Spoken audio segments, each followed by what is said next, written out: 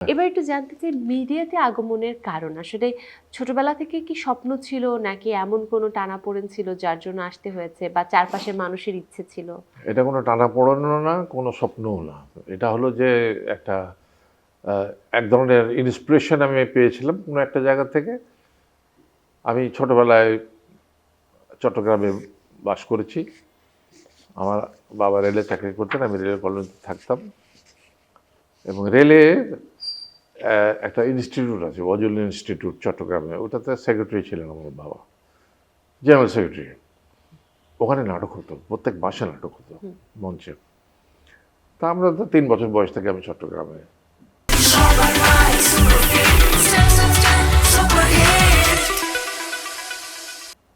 তো জ্ঞান হয়ে দেখেছি বাবা ওখানে সেক্রেটারি। তো নাটক হলে মা দেখতে যেতেন। তো আমি মায়ের সাথে সাথে যেতাম ছোটবেলা থেকে।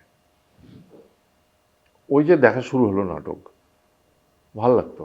মার ভালো লাগতো। প্রথম বিরক্ত হতাম, কিন্তু পরের দিকে দেখতাম যে ভালো লাগতো। এবং সেখানে একজন অভিনেতা অমলেন্দু বিশ্বাস, যাকে আমি আমার ইন্সপিরেশন মনে করি আর কি। একটা লোক, এরকম একটা স্ট্রেইট একটা লোক, লম্বা গলা, গম গম করছে, হাঁটা চলা কথাবার্তা সব কিছু অভিনয় করছে। অভিনয় তো আর কিছু বুঝতাম না, তো ভালো লাগতো এই লোকটাকে। তারপরে যখন বড় হলাম আস্তে আস্তে 5, 6, 7, 8, মানে যখন 5-এ পড়ি তখন আমার মনে হলো যে আচ্ছা ঠিক আছে, আমরা করি না কেন অভিনয়? তো আমাদের কে নিবে অভিনয় করতে? আমাদের কেউ নিবে না। তো আমি আর আমার বন্ধু জামাল উদ্দিন হোসেন, মিন্টু ওর নাম, আমরা বললাম চল আমরা একটু করি, নাটক করি। কী করে করবো? করি না আমরা দেখি।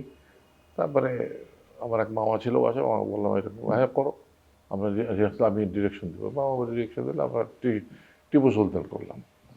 মঞ্চ বানালাম আমরা, চৌকি দিয়ে, মায়ের শাড়ি দিয়ে, শতরঞ্জি দিয়ে, মানে টেবিল চেয়ার বাড়ি থেকে নিয়ে এসে বাড়ির পাশে মঞ্চ বানায় আমরা নাটক করলাম। এই যে নেশা মাথার মধ্যে ঢুকলো